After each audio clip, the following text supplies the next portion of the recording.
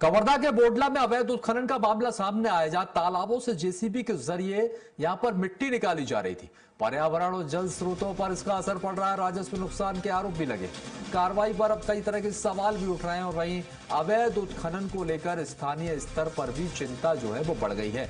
देखिए, लगातार कवर्धा से इस तरह की जो खबरें सामने आ रही थी अवैध उत्खनन, और जिसको लेकर अब कई सवाल भी खड़े हो रहे हैं। कवर्धा बोडवाला में आप देखिए किस तरह से जोरों से अवैध उत्खनन जारी है। राजस्व को नुकसान के कई आरोप यहां पर लगे हैं और जिस तरह से कार्रवाई की गई, लेकिन उसके बाद भी यहां पर खनन माफियाओं में कोई खौफ नहीं।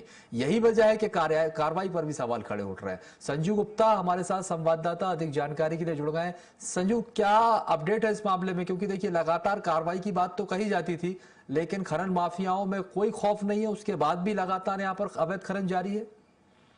जी, निश्चित तौर पर मैं आपको बता दूं कि जो खनन माफिया हैं उनके हौसले बुलंद है, कि इसका एक कारण है कि जो विभागीय उदासीनता के चलते जो किसी प्रकार की कार्रवाई नहीं होता थी।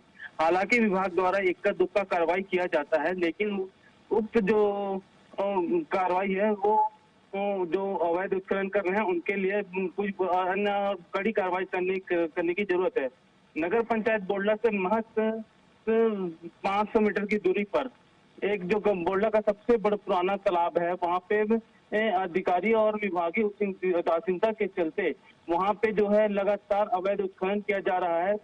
और साथ ही साथ जो है अभी तक लगभग सैकड़ों ट्रैक्टर वहाँ से मिट्टी निकाला चुका है, जिससे कि शासन को राजस्व का तो नुकसान तो हो ही रहा है, साथ ही साथ वहाँ पे सूखे की वजह से जो मिट्टी निकाली जा रही है उससे भी जो उस तालाब की जो नमी है और जो है वहाँ पे भी कमी आ रही है। निश्चित तौर पर नदी तालाबों को छलने यहाँ पर किया जा रहा है, जिस तरह का ये अवैध खनन है।